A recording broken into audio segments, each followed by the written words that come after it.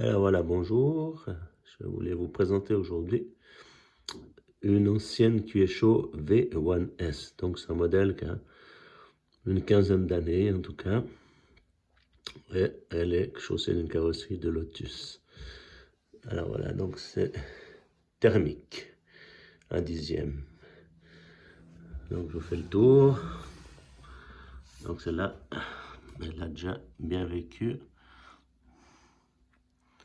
Voilà. On peut voir les jantes. Ouais, ma foi, elles ont pris déjà un petit peu, la carrosserie aussi. Le résonateur, donc l'échappement, vous pouvez voir. Voilà, les traces d'échappement sur la carrosserie. Les jantes arrière. Voilà. Là, je vais faire le tour. Je vais vous montrer l'arrière du véhicule. Voilà. Avec une petite vue dessus après. Comme ça. Et une petite vue dessus. Voilà. On peut apercevoir le moteur. Et puis la petite vitre arrière. Voilà.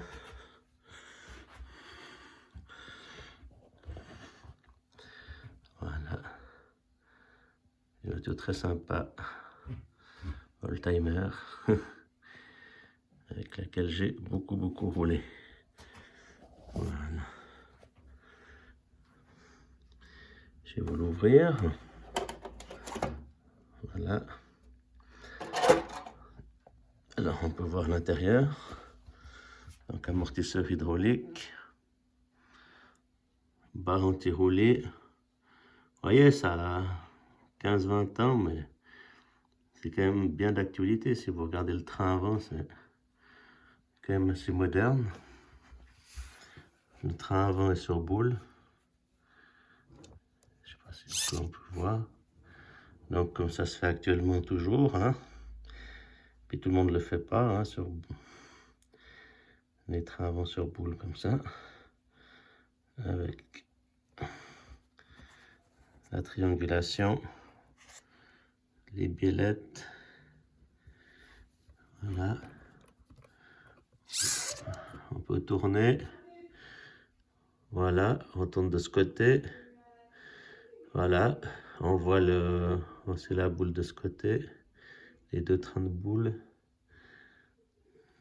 Ensuite, le cerveau de direction. Les durées d'essence avec un filtre essence au milieu là. Et puis on voit le cerveau gaz-frein, le cerveau gaz-frein là au milieu. Ensuite le réservoir, donc ça c'est des petits réservoirs, ça fonctionne au nitrométhane. Et là on voit l'échappement, donc on dit résonateur, hein. Voilà, qui permet l'évacuation des gaz. Et là on a le bloc moteur. Voilà, donc ça c'est un 2,5 comme cylindrée. Voilà, le filtre à air. Donc, vous pouvez voir le filtre à air. Je vais un petit peu tourner, avancer la voiture. Le train arrière, aussi avec les barres anti-roulis.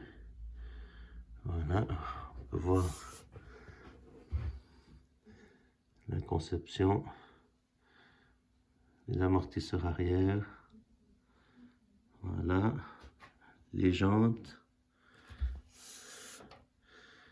Et le train arrière. Donc une vraie petite voiture de piste avec une transmission à courroie. Voilà. Donc je sais pas, on voit la courroie sur le côté là pour une partie de la transmission. Je sais pas si on la voit.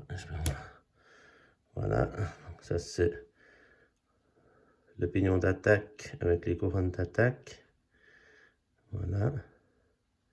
Et ici, celle-là est équipée d'une boîte de vitesse. On voit il y a double pignonnerie, hein, avec un changement automatique sur la force centrifuge. Ben, ça débraye ou ça embraye une des couronnes. Il y a un cliquet dedans et on peut la régler aussi pour le passage de boîte. Voilà.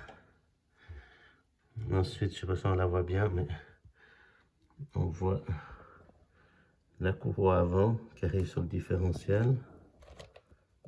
Voilà. Donc c'est des différentiels à pignon. Mais pour une voiture qui a 15-20 ans, je trouve que la conception est déjà très avant-gardiste. On peut voir beaucoup de véhicules qui sont quand même faits sur la même base. Et ce modèle-là n'est pas un châssis de compétition. Il existe les V1 de compétition. Vous voyez l'ajournement du châssis dessous. Il est très profilé, très fin. Et puis on voit bien tout ce qui est usure, n'est-ce pas? Voilà, donc ça c'est bien une bonne usure de frottement, ma foi, c'est comme ça. Le volant moteur, voilà. Et donc celle-ci démarre avec un lanceur intégré. On pourrait mettre un lanceur automatique, mais enfin, un lanceur, oui. Si vous voulez, c'est une roue qui prend sous le volant moteur et puis qui entraîne le moteur depuis dessous. Ça s'appelle un banc de démarrage, voilà, je ne trouve plus le nom. Voilà, tandis que là, vous voyez, il y a le lanceur. Je ne sais pas si on voit, c'est difficile à une main. Voilà. Hop. Donc, vous voyez, le moteur tourne parfaitement bien encore. Voilà. Le moteur a aussi 20 ans. Il y a encore de la compression. Et ça, c'est cuir chaud. Il faisait du très solide. Une magnifique voiture. Ben, je vous remercie d'avoir visionné cette vidéo et au plaisir de vous revoir. Merci.